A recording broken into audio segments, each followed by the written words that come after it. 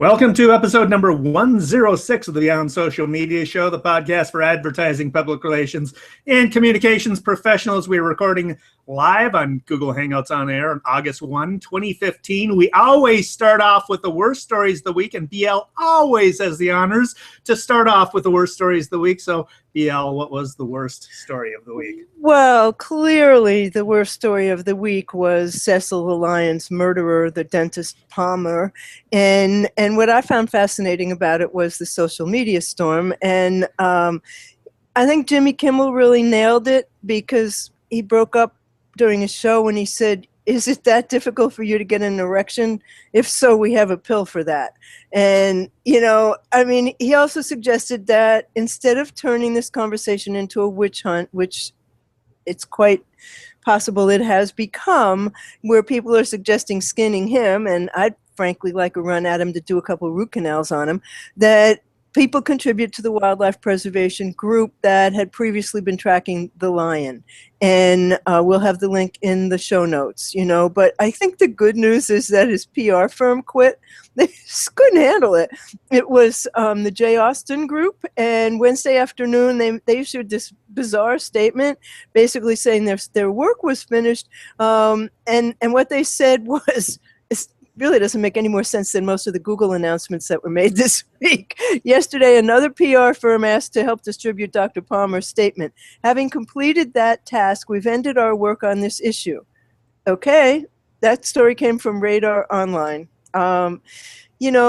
The news that I read this morning is that Cecil the Lion's brother has taken over the pride because Cecil had somewhere in the neighborhood of half a dozen cubs, and none of them are old enough to fend for themselves. And what happens in the wild is that none of the females will feed those cubs because they have to vie for the leader of the pack, and that's what Cecil the Lion was. So his brother, who's just as majestic and gorgeous as him, has started to take over and protect his cubs. So hopefully, instead of 7 murders, there's only 1. But what a disgusting turn of events, really.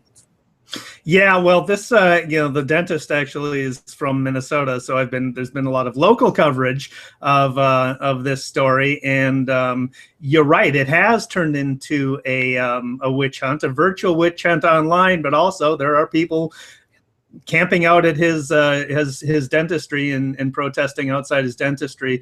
The guy's his career, I think, is over. And it's not surprising that a PR representative would drop him. I mean, who wants to represent the most hated person in the world right now, right? Exactly. I mean, basically, that's what he is. And unless you can actually turn that around. So, I mean, from a PR perspective, what can he do? He's got to change his name. He's got to probably change his profession, or maybe he should go into animal dentistry and devote his entire life to helping animals. I was thinking that that's pretty much the only thing he can do. But as far as this PR firm goes, they would have been able to take over the title of Hell's PR firm, which presently belongs to Boson Marsteller. So I guess they didn't want that distinction. It's a small firm. I think it's just the guy.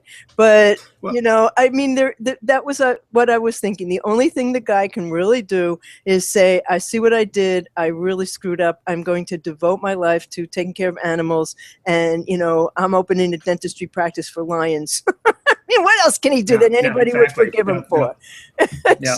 I am. Look, I've got no sympathy for what he did and everything. I am supremely uncomfortable with the ability to have virtual witch hunt and just go after people at a moment's notice and destroy people's lives online. And this guy's life is clearly going to be, immensely altered. He's going to have to do something else for a living. But it's really disturbing that it's so easy to wreck people's lives online. Mia Farrow, so this is a part of an aspect of that story. Mia Farrow tweeted his address from her account. It turns out it was his business address. People assumed it was his home address that she tweeted, and she came under fire because of that. Nevertheless, I mean, she's a celebrity. She's got a big following as a celebrity. Celebrities, by definition, have inordinate influence and power on social media, and so they have an obligation to use it responsibly. And I don't think leading a virtual witch hunt is an example of, using your communications power. I agree with you. I couldn't agree more. And that's why I really do think Jimmy Kimmel nailed it when he said, Right. Let's make something good come out of this, because yes, it is a witch hunt and it's really frightening. And, Michael Thomas has a comment for us. He says, actually, how many times do you think this dentist participated in activities as low as this? Well, we do know that he told the guide that took him on this hunt, he said to him, "Can we kill an elephant tomorrow?" So I'm sure he's done it a lot. He was also cited for basically poaching in Wisconsin. It turns out that he killed a bear that was not in an area where he was able to, and they apparently dragged the bear into an area that was legal and said as much. It was fined $3,000, and so. Okay, let's move on to things that are less disturbing. Do we have anything like that? I don't know if this is less disturbing. It's disturbing in a different way. Yeah. So Elon Musk and Stephen Hawking were among a bunch of people who signed a letter warning of the inevitability of a killer robot race, arms race. This is from a Wired story by Michael Rundle. So those two were among 1,000 academics, researchers, public figures that have warned about the inevitability of a global robotic arms race unless a ban is put in place. They signed an open letter that was presented at the International Joint Conference on Artificial Intelligence. The Future of Life Institute signatories of this letter caution that starting in a military AI arms race is a bad idea and should be prevented by a ban on offensive autonomous weapons beyond meaningful human control. Now, these people are not Luddites. They go on to say, we believe that AI has great potential to benefit humanity in many ways. The goal of the field should be to do so. It concludes that this technological trajectory is obvious. Autonomous weapons will become the Kalashnikovs of tomorrow. I think that's true. I think it's inevitable unless we really think about it. Other signatories to the letter include Steve Wozniak, of course, of Apple, linguist Noam Chomsky, co-founder of Sky, Jan Tallinn, Stephen Goose, the director of Human Rights Watch Arms Division. The letter defines autonomous weapons as those that select and engage targets without human intervention.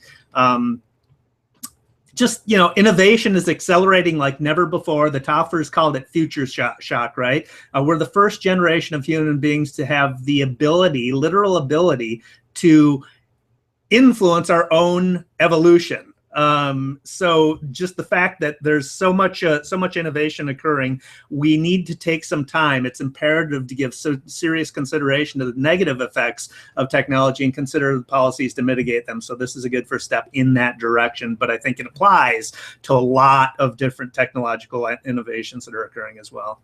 Well, I've also seen articles I saw one about what to tell your children about this issue, about how to talk to your children about Elon Musk. This is a horrifying thing. And just last night, 2 planes at Kennedy Airport in New York were almost taken down by drones. They haven't identified yet whose they are, where they came from, but one came within 100 feet of an aircraft. And, this is something that could be great, but not necessarily. It's very frightening. And the history of human beings is not technology in a responsible way. So that's the part that's scary.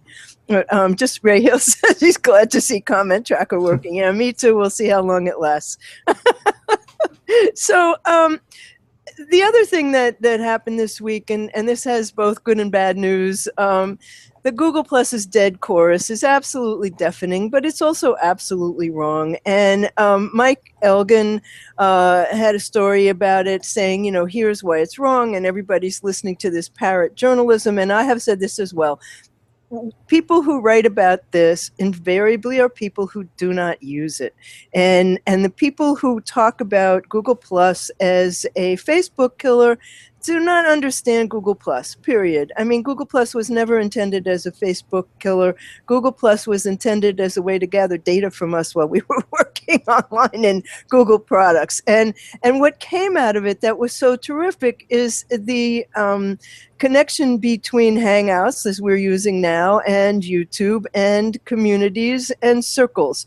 Those are not going away. Some things that really were extraneous are going away.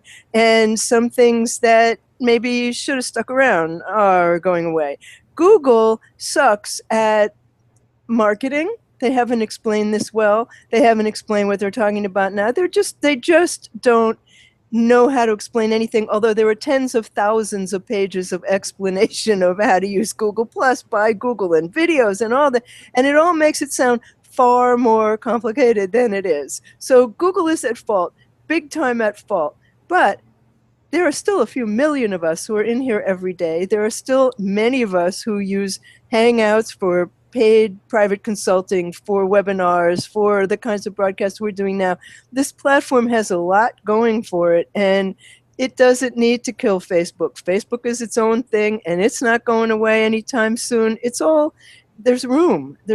But the best thing that that I saw this week came from wait a minute, my notes was from Eli Fennell, and he did one of the Hitler finds out about videos, and his is Hitler finds out Google Plus is now a standalone product.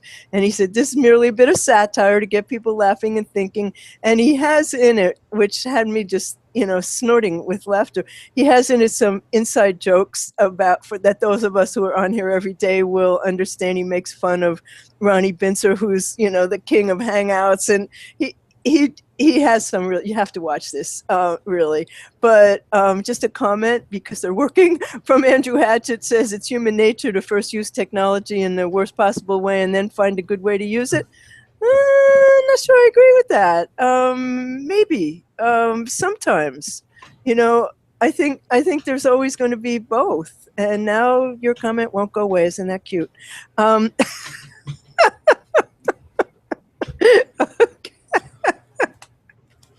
Okay, here we go. The downfall videos, I absolutely love them. There's some of them are so brilliant. I actually have watched the movie upon which those Hitler videos are based on. I think I might be one of 3 people in the world who have actually watched that movie. But my favorites are Downfall. Right? Downfall is the name of the movie. Yeah. My favorites are Hitler reacts to getting kicked off Xbox Live, which is hilarious. And my absolute favorite, as a Minnesota Vikings fan, is Hitler reacts to the Minnesota Vikings signing Brett Favre, which is, if you know the Minnesota Vikings and the Green Bay Packers, there's an intense rivalry between the two teams. So it was exactly how a Green Bay Packers fan would react to that news. Very funny. Oh, also when there was one about Twitter, with something that Twitter did, and I mean, there are thousands of them. Make use of, explain that there are thousands, and they listed some of the top. Hitler reacts to Twitter outage. Hitler reacts to the Facebook IPO. Obama's election, and my favorite, Hitler reacts to Ben Affleck being cast as Batman. It's a good one for him to react to. Really, of all the nerve. So is that bringing us to better news? I think it is. So I'm just going to mention this because you're going to talk about it later, but Google is bringing its 360-degree movie app, Spotlight Stories, to iOS. It's only been available on Android up till now, and the story I got was from TechCrunch, Sarah Perez, and basically, in short, it means viewers can look around inside animated content by moving your body and your phone, and you see different angles of the story. One of the things that happened this week that just kills me is the Higgs boson was transformed into heavy metal music by the CERN physicist, whose name I'll never be able to pronounce, Pyotr Traziak. And he's a heavy metal music fan, and so he wondered what it would be like if you took the data from the Higgs boson discovery and turned it into music. And so he I'll never be able to explain this. He mapped out the data from 4 lepton and gamma channels onto a major scale. Then he created guitar riffs and added drums and bass line and completed the composition. And then they shot it in the main auditorium at CERN, where the original discovery was announced. Just the coolest. What a great idea. It's awesome. It's awesome. I absolutely love it. You've heard of, data visualization. This is data sonification. Right. I mean, just terrific. Oh, thank you. Thank you, Eli. He says he's feeling the love. We're going to watch the original, definitely. We'll put the link in. So I had an interesting story here last week. Amazon is taking on a couple of 3 startup services with their own all-in-one. It's called Launchpad. It's an all-in-one marketing and sales portal. This is from a TechCrunch article by Ingrid London. And so Amazon has taken a hat trick of popular startup services: Product Hunt, which is a tool that we discussed on episode 44. It's a leaderboard for new products. Shopify, it's an easy e-commerce solution. And Ship, SHYP, easy fulfillment service. He's taken on all 3 of those startup services with Amazon Launchpad. So Amazon launched Launchpad last week. It's a platform for hardware and physical goods startups to launch, market, and distribute new products on Amazon. It gives you access to 10 of its international portals for distribution. Amazon's working with over 25 VC firms, accelerators, crowdfunding platforms in the new service. They include Andreessen Horowitz, VC firm, Y Combinator, and Indiegogo. So interesting new platform to give people startups access to the power that is Amazon. Amazon is really taken over the internet. I mean, it is a quite remarkable company. And, they're not evil. Apparently, they're evil to their workers from a lot of what I've read. But it's pretty hard to buy anything anywhere else because they do have access to everything. But in terms of technology, I think this is really quite cool. And I wrote a blog post about it on What's Next blog. Both Google and Facebook are racing to bring universal internet connectivity to the planet. I mean, nothing like little small goals, Mm-hmm. And Google has Project Loon, and they reached an agreement this week to make Sri Lanka, which is a fairly small country, the first country with universal connectivity, which was reported in their government news portal. What's so fascinating about it is Project Loon floats balloons in the stratosphere, twice as high as airplanes and the weather. And there's many layers of wind, and somehow or another they use lasers to get the connectivity down to Earth. And as they explain in their video, imagine when all information is available to all people, and how 2 out of 3 kids in developing countries can't get to a school, but now school can get to them. And medical information can get to people and all sorts of help. But the other reason that this is so important is for getting back online after a disaster. So I found that absolutely fascinating. And Facebook's version is internet.org. And they announced a new breakthrough, and they, both of them point out that 2/3 of the planet still does not have internet connectivity. So Zuckerberg said, "I'm excited to announce we've completed construction of our first full-scale aircraft, Aquila, as part of our Internet.org effort." And Internet.org is led by Facebook, and it brings together technology leaders, nonprofits, and local communities to connect the 2/3 of the world that doesn't have access. So Aquila is a solar-powered unmanned drone, I guess, airplane that beams down internet connectivity. It has the wingspan of a Boeing 737, but it weighs less than a car, and it can stay in the air for months at a time. And apparently, Facebook has used their technology at Internet.org to already bring connectivity to a billion people. So, this is technology used in the best possible way. Oh, that's awesome. Well, there's a new resource that those billions of new people coming online will have access to now, with the Associated Press putting their archive on YouTube. This is Wow. from a National Public Radio story by Steve Inskeep. And they're putting their archive of material on YouTube. You can see President Kennedy at the Berlin Wall saying, "Ich bin ein Berliner." Translation, "I am a jelly donut." The Beatles, the Beatles invading America. You can see Nelson Mandela being freed. They've got today, August 1, Today in History video. That includes 1966, mass shooting by Charles Whitman from the clock tower at the University of Texas. 1914, Germany declares war on Russia. 1936, Hitler opens the Berlin Olympics. 1944, there was a Warsaw uprising against German occupation. 1819, Herman Melville is born. 1981, MTV debuts. So Throwback Thursday is going to be a lot more multimedia. I'll say, I actually know somebody who was shot in that Texas massacre. Wow, really? Yeah. He's got got shot in the leg, and he was okay, but he took it with him the rest of his life, obviously. Yeah. I came across something that it's not new, but it was new to me, and it's the Web Thrift Store, webthriftstore.org, and it allows any nonprofit to run an online thrift store without holding any inventory or any financial risk. So how it works is it turns stuff into cash for more than 60 charities. It gives tax deductions to donors and bargains for buyers. So the sale price of your donation is 100% deductible, but that's because 100% of the sales price is payable to the charity, not to you. It's a really cool thing. You're able to take your gently used things and create a page for them and donate that to any one of 60 charities. Very, very cool. Wow, that's a clever idea. Very good. It really is a great idea. So tell us about RhinoCams. Yeah, another great idea. So RhinoCams, this is from Petapixel.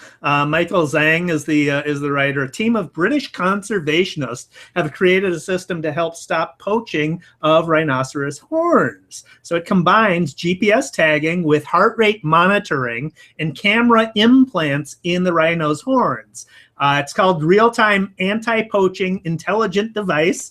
The acronym is RAPID, and it's developed by UK-based nonprofit named Protect. The gear is embedded in a rhino's skin and horn. The camera can be installed in the horn without any pain or harm to the animal. So if the rhino is ever chased or attacked by poachers, its rapidly changing heart rate would alert our operators at the control center. They turn on the camera, and if poachers are observed, they can dispatch park authorities to rescue the animal based on the GPS coordinates. That's totally cool. Plus, in addition, RhinoCam. We get to see what rhinos see. Oh, that's totally cool. Our friend Dr. Palmer killed the largest rhinoceros ever murdered. That was one of his other conquests. I think Scott Scowcroft says one of the things that's great about BSM is that you guys have an edge. Yeah, we do, and that's the fun part of doing this show. So that brings us to shiny new objects, and my favorite one of the week is an inventor in the UK has just solved the morning problem of getting out of bed. He's invented a high voltage ejector bed. And the name pretty much tells you. And he says anyone who will still stay asleep when this goes off is not human. And it basically, you have different voltage choices. You can get up to one that you have to move your furniture out of the way because you'll be killed otherwise. You hit the wall. And he said, at one point in the video, he said, I wonder if this thing can help me get dressed. And he puts his pants around his ankles, and when it throws him out of the bed, he pulls his pants up and he's dressed and out of bed. I love it. So it ejects you from the bed, but does it also electrify you? Because it's a high voltage thing, right? I'm sure you get a little, more than a little shot when you. Same thing I get from the cold brew coffee I'm drinking. There you go.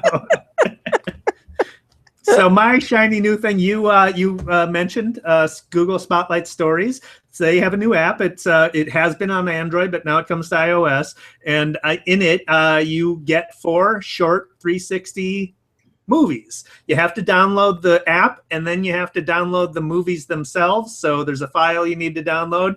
But after you do so, you can watch these movies. You can control the camera, by holding the camera and moving it around in space. So you can see 360 degrees up, down, all around of the environment of the movie itself. One movie is called Help. It's directed by Justin Lin. It's a live action alien invasion of Los Angeles with 3D audio. It is so freaking cool. You need to put on headphones when you're watching it so you can hear the 3D audio, but it is well done. They're short movies, but it's really cool, immersive technology, and gives you an idea of where we're going in storytelling with the ability to have 3D virtual environments and everything. This stuff is really taking off. You know, I'm still waiting for my box to come from Google, and Ray got his, and we forgot last week. He was going to show us how it worked with the iPhone. I mean, that's just too much fun, you know? Yeah, I got to order one of those. I was planning on ordering one last week, and I didn't get around to doing it, but definitely want to try that. So, BL, you have some cool news. Yeah, my blog was named a top tech blog of 2015 by BroadviewNet.com, and I was in some pretty good company, so that was sort of a nice thing and a surprise. And, you know, I mean, I'm geeky but not techie, so I was sort of surprised by that. But, you know, it's just nice to be in the list of smart people. Oh, very cool, very cool. I've got a couple of shout outs I need to get off to mention. Our firm landed a story on the Today Show last Sunday, actually, so a very exciting week at work. Kristen and Megan did the hard work of getting the show on the Today Show. It's about Lauren Wade, who is the oldest Walmart associate. He had his 103rd birthday last week, and they celebrated his birthday. So he's working 5 days a week. So that is a moment of inspiration. If at 103 years old, you can still be working 5 days a week. That's pretty amazing. So it was a fun story to tell. I've also got a blog post, 7 common email newsletter mistakes that will make your subscribers very, very, very sad. It's on our agency blog post. 2 of them are the misuse of the subject line. We see this all the time. So people use the subject line to say newsletter or weekly newsletter or weekly update news from or issue number, whatever. It's a waste of the subject line. You need to tease the subject. The only purpose of the subject line is to get people to open the damn email. So tease it with content of what's in the email and get people to open it. Failure to take advantage of the preview text. So that's the stuff that follows the subject line. Using text to most of the time you see if this is not viewed correctly, click here to see the web version. That's a waste of space. Use that extra space to tease the contents of the newsletter. So we'll put a link to that in the show notes. Also, article I was quoted in by our local tech reporter Julio Ojeda Zapata called "Screencasters Have a Plethora of Tools." It lists a bunch of screencasting tools, one of which was not mentioned in the article, but you and I have used that, and Google Hangouts has a screencasting option within it. So. Well, that's our new story. Quite a week, Dave. You really did. Actually, I'm proud of you. That's very cool. So, okay, that brings us to the daily numbers, and then I have something really awesome to tell you after that. Very good, very good. So daily numbers, most influential types of retailer website content. This is by ComScore. They surveyed 5,000 plus U.S. adults who have made at least 2 to 3 online purchases in a typical 3-month period. Top amongst those most influential types of website content for retailers are, drumroll please, product reviews. 73% said product reviews. That should be obvious, but it is surprising how often there are not product reviews on e-commerce sites or any site that really should have them. I think it's people that are freaked out. What if people leave bad reviews? Well, then maybe you shouldn't carry that product. Exactly. Exactly. I mean, that's the first place I go. I go to look at the reviews. You know, Absolutely. This is what the product is. Okay, what did people say? And, they're almost always right, too. Yeah. Q&As, 48%. Product and brand videos, 47%. That has increased over the past year, so you can see what video is playing, what role video is playing. Photos submitted by consumers using the product, 42%. There's some others. We'll include a link to the show notes. Podcast down at 22%, but who really has podcasts on retailer websites anyway? So. Well, I we hope people want to hear our podcast. Absolutely. And also, speaking of newsletters and best practices, please do subscribe to ours. I think you're going to find it different than most of the ones that are out there. I think you might enjoy it. So there is something really extraordinary happening tonight, and it is so of the moment. There is a project called Racing Extinction, which you will find at racingextinction.com. And tonight, beginning at 9 p.m., they're doing this astounding light show on the side of the Empire State Building, and it will be, the images will be the height of the building, which is, I mean, that's ginormous, and it will be visible for 2 miles, and I will be watching it. And what they're doing is they're showing endangered species. They're showing, and every kind you can imagine, manatees and I mean, butterflies and giant tigers, and they're the size of the building. And this is part of a project that obviously is about conservation and raising awareness, but it's going to be a documentary, and it's just, I can't wait. I'm charging the batteries on my camera right now because I want to do video, and I have pretty good long distance lenses on my camera. So this is really a treat. If you're in New York, not only is it the night of the blue moon, the second full moon in a month, but it's the Racing Extinction light show. So, you know, be there or be square. Very cool. Very cool. So I think that's it, huh? Yep. Yeah. Okay. So you want to take us out, Dave? Thanks for watching episode number 106 of the Beyond Social Media Show. You can find the links to everything we talked about at beyondsocialmediashow.com/106. Again, subscribe to our newsletter. You won't want to miss an episode. It comes out weekly. We have stuff that is not included in the show, but only in the newsletter. You can get that at beyondsocialmediashow.com/newsletter. If you like the show, please give us some love by leaving a review. Beyondsocialmediashow.com/love. You can do it there. Thanks for watching. We would also like a review on iTunes or Stitcher when you go to download the podcast. So we'll be back next week, same time, same station. Thank you so much for watching. Have a great rest of the weekend.